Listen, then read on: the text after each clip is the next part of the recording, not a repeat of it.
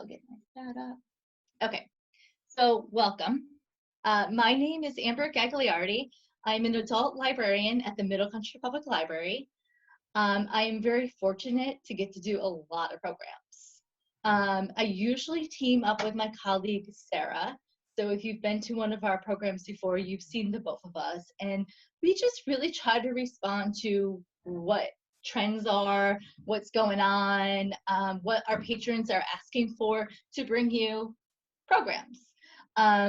We found that people just love to come to the library. They love to be together and do crafts and share ideas. At this challenging time, we can't do that. We can't physically come to the library, but we are here with you through this online platform. So this is my first time doing this. I'm kind of liking it so far because I have this whole craft area that has been really underutilized. My son is only 3, so you can imagine some of the type, what you can do with someone who's 3. We do little things, we do dot markers, but he's not quite at that age where I could really explore all this stuff. So I'm looking forward to that. But until then, at least I have this outlet to kind of bring you a craft from my craft area. So I'm at home. This is my craft room. I mentioned before, my mom is here. She helped me paint this room. So thank you, Mom. I really appreciate it. And then I, put up these boards and organized, and now I have this little craft space, so it's really perfect to be able to do this today. We are going to make these succulent holders. Well, actually, let me backtrack. They don't have to be for succulents. They can be for any plants. You'll see some of the exact examples I have back here. This morning, I put these beautiful daffodils in this planter that I made. So even if you do not have succulents, even though I will tell you a little bit about succulents and succulent propagation in a little bit, you can absolutely do something like this. So I just think this is so pretty. So that's that. Okay, so let's get started. The materials that you'll need to do this are pretty basic. And of course, we can't go to the stores as easily as we could before. You can certainly probably still order online and maybe do a curbside pickup, but this project is something you could really figure it out with what you have at home. Now, here are some cans that I got. So you can really do any size can. What you'll want to make sure is they're cleaned out, of course, and then they're ready to go. You'll also need some adhesive. So the ideal product to use is a Mod Podge. There's other things you can use for decoupage, but this is the brand that I'm familiar with and I've used a lot. And it's really always available at stores. So here this is. So the confusing thing that I found with Mod Podge is all the different finishes that are out there. So I found this great resource, which Elizabeth is going to share with you, about what, like, just the image of what all the finishes look like, because I was always very confused about that. So the finish I'm going to use today is a gloss. So that's here. I find that if you're doing this with kids or you just want something a little bit with more sparkle, there is sparkle finished, which I have used for a few projects, and it's great. If you want really to see the images shine through, you may want to stay away from this, but if you only have like plain paper or you just like sparkles, then this is a good one. But I'm using the gloss today. There's so many different ones out there. They're relatively cheap, so you can explore. And I didn't know I was doing this project. One up here, one up there, and I use it all the time. So if you don't have a paper cutter, I highly recommend one. So I am going to be using that, but you can certainly use scissors, especially for an easy project like this. They work great. I have a tape measure here. This is actually my son's tape measure from his little kids toolkit. I have no idea where mine went, so thank you, Kyle. And that's it. That's really all I'm using. A substitute, if you don't have the Mod Podge, basic Elmer's glue. It's great. And double-sided tape could also work. I do have my glue gun behind me. You can use the glue gun. The problem with the glue gun is it's going to not be as smooth as you would want it to be, but hey, it works. Okay, so those are our materials. As mentioned, I'm going to be using this. I'm going to put these little plants back over here so you can see exactly what I'm doing. We'll take them out later. Okay, so the first thing you're going to want to do is get your can and check it to make sure that there's nothing sharp. A lot of the cans now just pop open, so I've noticed there's not as many sharp edges as there used to be. But if there are, what you can do is grab some electrical tape, washi tape, duct tape, and you could just take it and seal up those edges. And this will really avoid you from getting cut. Most likely you're not really going to be sticking your fingers in the can if you're putting the plant in there. If you decide to use this for like a pencil holder, which I know one of my colleagues, Deborah, had that idea the other day, yeah, then absolutely you'd probably want to seal this up because you wouldn't want to get cut. So all you would do for that is just take your tape, show your edge, and just go around. So I don't think there's a need to show you that, but I did do it with this, and it also gives it a pop of color if you have electrical tape or duct tape, washi tape that complements your design. That could also be really cool. So feel free to do that if you want to. So you take your can and you'll want to take a paintbrush. I keep forgetting the paintbrush. So the paintbrush, I would recommend it being at least 1 inch so you can get a nice smooth finish. If you have a really small paintbrush, you might be sitting there for a while. If you have a lot of free time, fine. If you're gonna make a few of these, maybe you wanna make a bunch for like friends and family and go drop them at their doorstep or something like that. Maybe you want a bigger brush.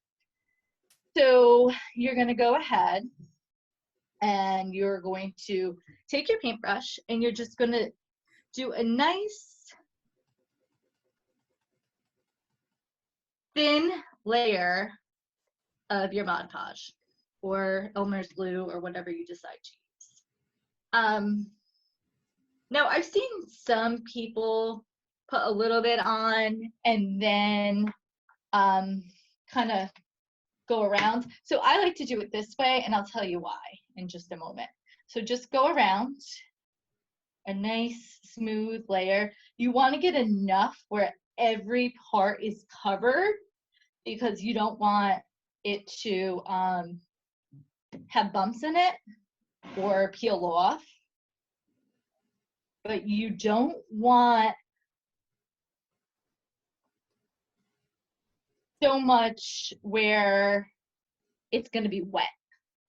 And when it's wet, you're going to see bumps. So you really want to try to avoid that. So you can see I have a nice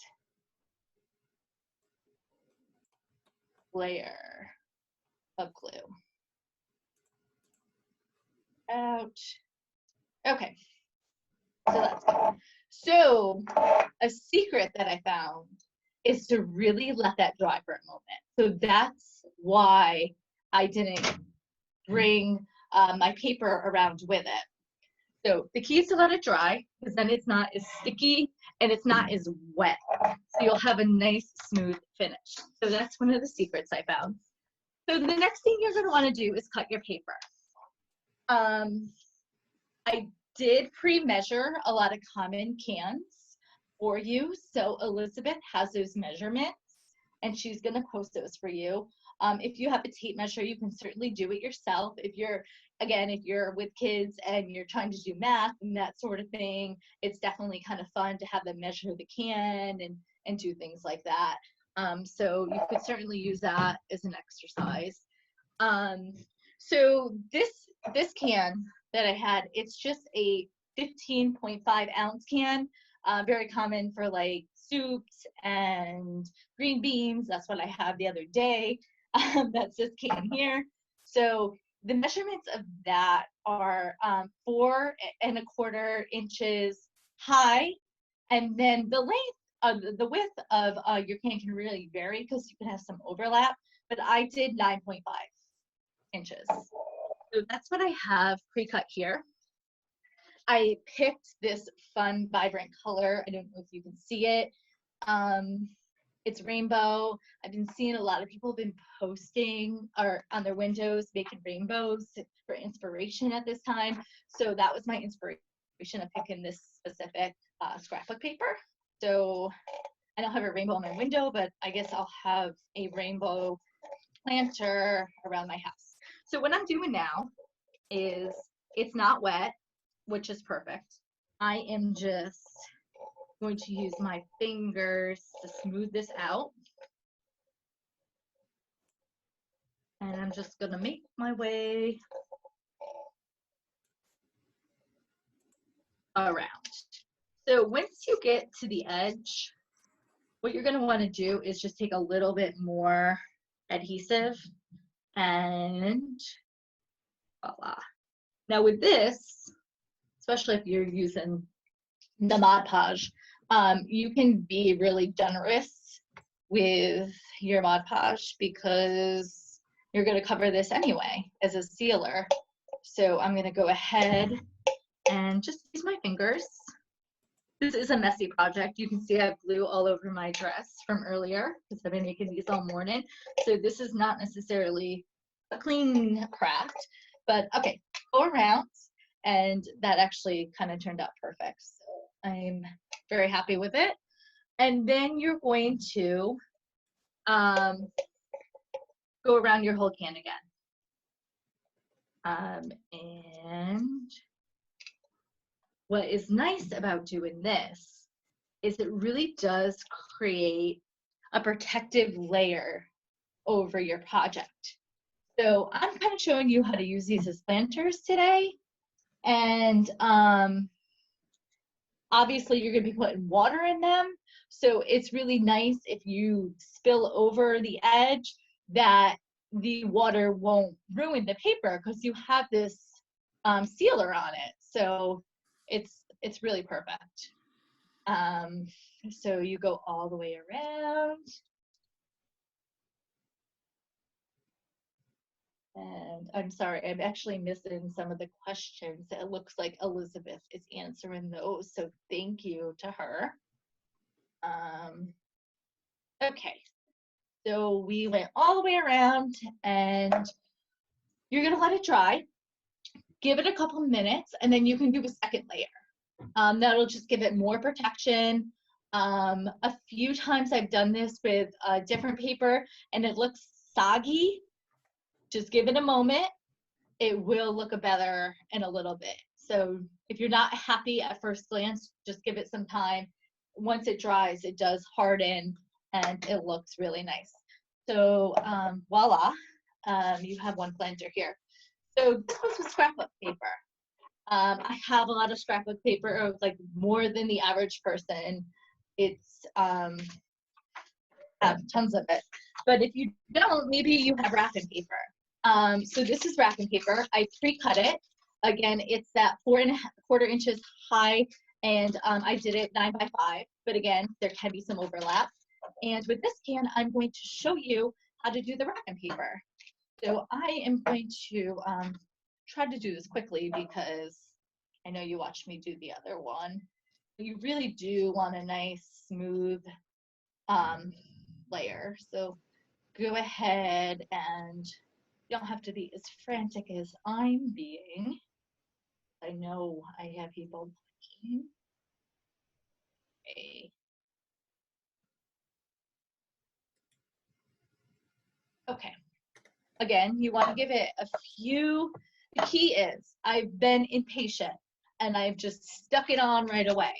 If you give it a few minutes to dry, you can even, take a piece of paper. It won't be as wet. And when it's wet, it's going to make the paper soggy. So this is really the key, is just give it a few moments to dry. If you do that, then you're going to be happy with your results. So I always make sure that my straightest edge is on the top, because I don't care about the bottom as much. So my straightest edge I put on the top. And you want to use your fingers. What's really cool about the wrapping paper is it's thinner, so you get to see the ridges in the can, which I like. So if you like that as well, wrapping paper is the way to go. Again, my hands are going to get sticky, and that's okay. I don't mind. And this all around. And when you get to the end, I do put extra Mod Podge on it. And I'm generous with it because I'm already starting the process of covering the entire can after. Go ahead, do that. And then you're going to go ahead and cover the entire can and go around. And again, 2 layers is perfect, especially if you're using it for a planter. I'm not going to show you that. I'll finish it later just so we can move on to some other things. But those are my planters. I've done different sizes too. This one's really cute. This is like a little mini one. I like mini things.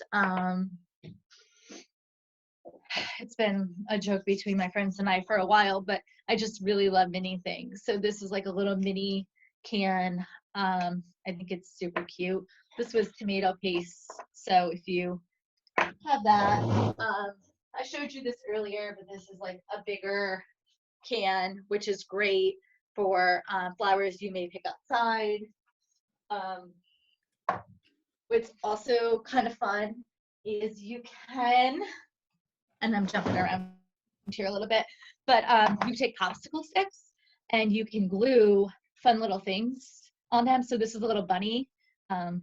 And of course, that's perfect for Easter or for spring. I had these flowers, so I just put them on a popsicle stick.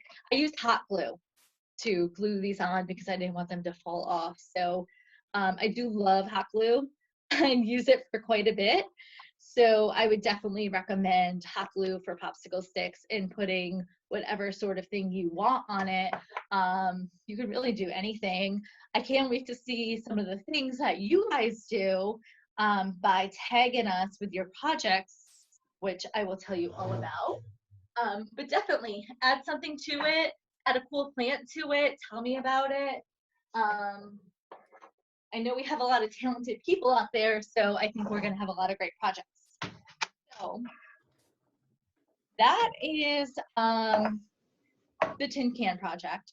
Next thing I'm going to show you is pretty exciting. Whenever I pick projects, I tend to pick projects that combine my 2 loves, which are crafting and gardening. So I just recently got into this. So let me bring it over. Hey, so this is my little plant propagation station that I'm going to show you and show you some of the success I had a couple weeks ago. I know a lot of patrons were there. I went to this program. We had a plant propagation houseplant program. It was super cool. It just made me love this even more. And it inspired me to start all these. It's spring. So I've been reading a few books. I've been watching articles. Spring is the perfect time to do plant propagation because the temperature is perfect. We're getting a lot more sun. It's just a good temperature in your house. So this is a great time to go around your house, look at the plants you have, I'm going to show you succulents, but other plants can be propagated too. So take a look. It's usually relatively simple to figure out. You probably had you've probably done this, but if you haven't, it's a great time to explore how to do this. And now that you have your can, you really need something to put in it. So definitely try it, especially if you're looking for something to do and you have extra time. So these are my little plant babies. They're coming out now. So I'm gonna hide these from you until I show you how to do this. So this plant has been bothering me for a while. It just doesn't really look good at all. So what I'm gonna do is show you how you could propagate this. So I pre-made a little propagation station. It is an egg carton. Most of you have this. It's cardboard, so this is really great for this. Plastic is okay too, but if you have a cardboard egg carton, I think you would have more success with this. I just put dirt in each of these. I did do a Target pickup where I tried to get succulent soil. They were sold out. So I just went with a regular potting mix. Now succulents are really easy to care for. So you may have some success with some DIY soil that you can get from your backyard. Definitely take a look at some resources. If you can, if you have soil in your house, perfect.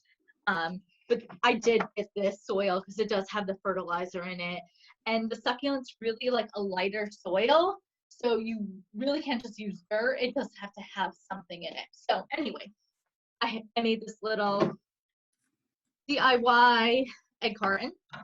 And I just am not thrilled how this one looks. I like these two. So I'm actually going to cut this. And I'm going to take all of these leaves and I'm going to give them their own little area. Just pick them off. Be gentle. And give them their own little area. So, and I will finish giving all these little leaves a home after. So basically, I just put them all in here. Now, I just picked them off of the mother plant. So you're not going to want to do anything to them. They don't need water. They don't need anything. They don't want water. You just have to let them sit. If you don't have soil ready, you can also just put those in a place. They don't want a lot of sun right now. Just put them somewhere and you're going to wait. I did these a little bit ago until they start to form little fruits. And I took a close-up picture of this earlier, so Elizabeth is going to post it for you. But they have little roots and you can see a little baby offspring is growing on it. So that's great. That's a good sign. My other ones still need more time. So they're fine. They're actually getting everything they need from the mother leaf still that has a lot of nutrients in it. So they're really, really fine still. You can leave them there for a couple weeks. I put these in soil right away, which I didn't have to do. I could have just put them anywhere, but at least they're ready to go and I don't have to do anything after. So once you see the little baby come out, that's when they would need the soil and they will naturally just start digging into the soil. So it's really cool to see. So these are the ones I started like 4 weeks ago. And you can see that their roots are starting to dig in. They have enough space. They're growing a whole plant. So I cannot wait to see what they're going to look like. So it really works and it needs very minimal care. In fact, you really don't want to overwater these. Once a week, and that's like when they're at this stage. You can water them and you really just want to water their roots So I have this spray bottle that I use, and I try not to spray like the whole plant. I just, spray the roof. So that's the key with that.